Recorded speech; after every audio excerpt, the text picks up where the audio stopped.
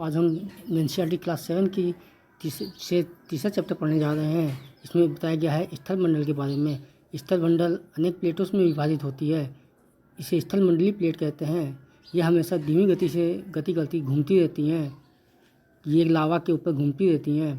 पृथ्वी के अंदर पिघले हुए मैग्मा में होने वाली गति के कारण ऐसा होता है। पृथ्वी के अंदर पिघला हुआ मैग्मा वृत्तीय ग्रुप में घूमता रहता है।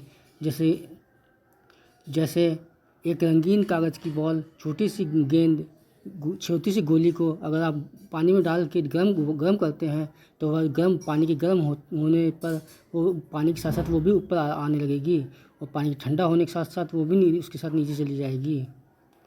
इस प्लेट की गति के कारण पृथ्वी की सतह पर परिवर्तन होता है।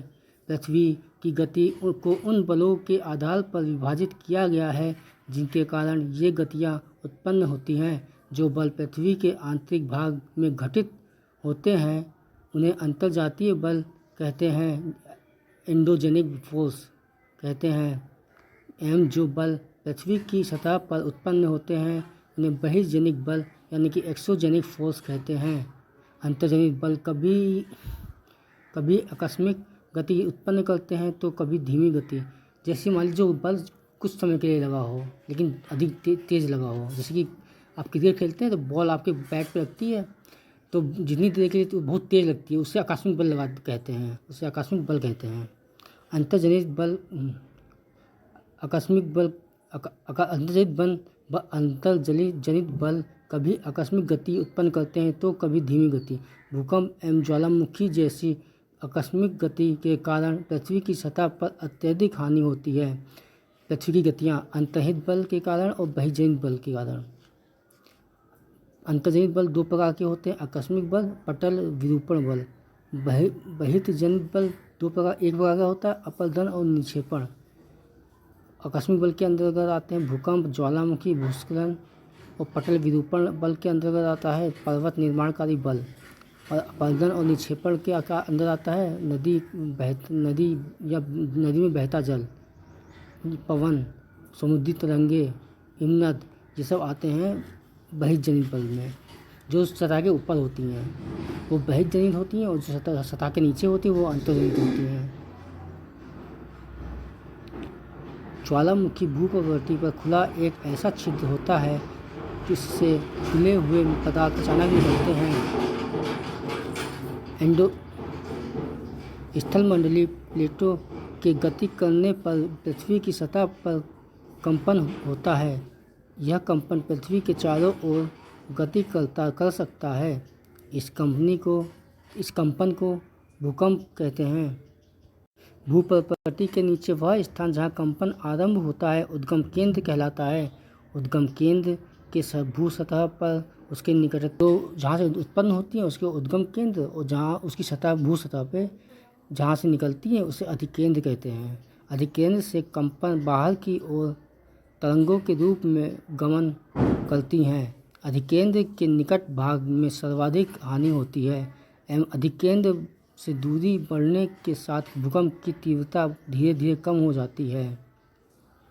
इसमें तरंगे तीन प्रकार की होती हैं, पी तरंगे अथवा अनुदैर्ध्य तरंगे, एस तरंगे अथवा अनुप्रस्थ तरंगे, एल तरंगे अथवा पृष्ठीय तरंगे।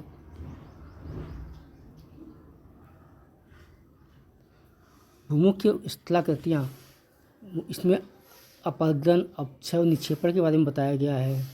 अपक्षय एवं अपरदन नामक दो प्रक्रम द्वारा दृश्य भूमि लगातार विघटित होती रहती है। यानी कि जब किसी कारण से अपने आप ही पत्थर स्वयं अपने आप ही टूटने लगते हैं तो इसे अपक्षय कहते हैं। जैसे तापमान के कारण दिन में तापमान गर्म हो जाता है तो पत्थर फैल जाते हैं, और रात में तापमान ठंडा हो जाता है तो पत्थर सिकुड़ जाते हैं, उनके बीच में अपने आप ही टूट जाते हैं, इसे अपक्षय कहते हैं। और अपरदन ये होता है वायु द्वारा होता है, जल द्वारा होता है। भूदृश्य पर जल, पवन और एवं हिम जैसे विभिन्न घटकों के द्वारा होने वाले क्षय को अपरदन कहते हैं। वायु, जल आदि अपरदित पदार्थ को एक स्थान से दूसरे स्थान पर ले जाते हैं और फलस्वरूप एक स्थान पर निक्षेपित करते हैं। अपरदन एवं निक्षेपण के ये प्रक्रम पृथ्वी के धरातल पर विभिन्न स्थलाकृतियों का निर्माण करते हैं। नदी के कार्य।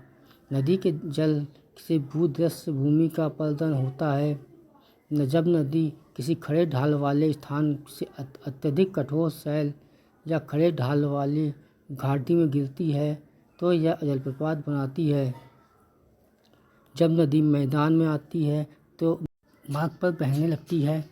नदी के इन्हीं बड़े मोड़ों को विसर्ग कहते हैं। इसके बाद विसर्गों के किनारों पर लगातार अपरदन एवं निक्षेपण शुरू हो जाता है। विसर्ग लूप के सिरे निकट आते जाते हैं और समय के साथ साथ विसर्ग लूप नदी से कट जाते हैं और एक अलग झील बनाते हैं, जिसे चाप झील भी कहते हैं। कभी कभी नदी अपने तटों से बाहर बहने लगती है। फलस्वरूप निकटवर्ती तटों जो क्षेत्रों में बाढ़ आ जाती है। बाढ़ के कारण नदी के तटों के निकटवर्ती क्षेत्रों में महीन मिट्टी एवं अन्य पदार्थों का निक्षेपण करती है। ऐसी मिट्टी एवं पदार्थों को अवसाद कहते हैं।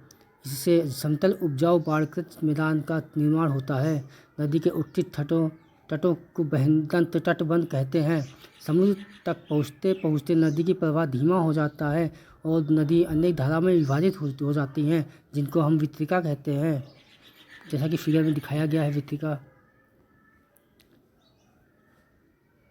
यहाँ नदी इतनी धीमी हो जाती है कि यह अपने साथ लाए गए मलबे का निक्षेपण करने लगती है। प्रत्येक वितरिका अपने मुहाने का निर्माण करती है। सभी मुहानों के अवसादों के संग्रह से डेल्टा का निर्माण होता है।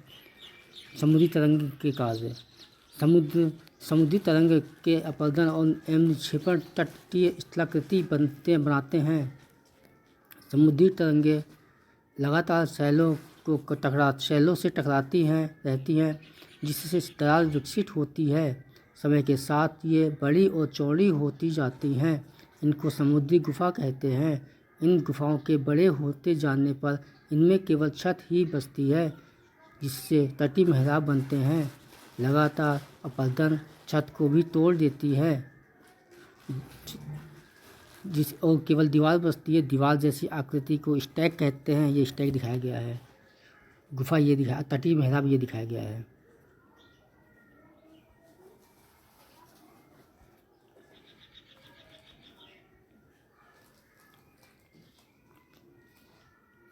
समुद्री जल के ऊपर लगभग ऊर्ध्वाधर उठे हुए ऊंचे शैलीय तटों को समुद्र भृगु कहते हैं। समुद्री तरंगें किनारों पर अवसाद जमा कर समुद्री पुलिन का निर्माण करती हैं। हिमनद के कार्य। समुद्री गुफा।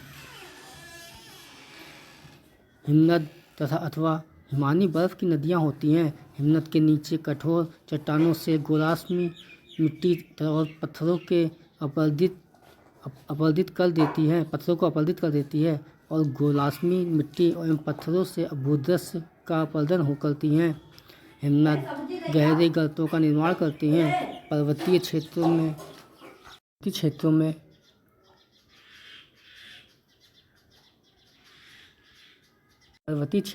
बर्फ़ पिघलने से उन गर्तों में जल भर जाता है और वे सुंदर झील बन जाते हैं। हिमनद के द्वारा लाए गए पदार्थ जैसे छोटे बड़े शैल, रेत एवं तलछट मिट्टी निक्षेपित होते हैं। ये निक्षेप हिमोड़ का निर्माण करते हैं। रेगिस्तान में पवन अपरदन के एवं निक्षेपण का प्रमुख कारक है। रेगिस्तान में आप छत्तक के आकार के शैल देख सकते हैं, जिन्हें सामान्यतः छत्तक शैल कहते हैं। पवन शैल के ऊपरी भाग में एक अपेक्षा निचले भाग को आसानी से काटती है। इसलिए ऐसी शैल के आधार संकीर्ण एवं निश्चिल विस्तृत होते हैं। पवन चलने पर यह अपने साथ रेत को एक स्थान से दूसरे स्थान पर पहुंचाती है। जब वह पवन का बहाव रुक जाता है तो रेत गिरकर छोटी पहाड़ी बनाती है।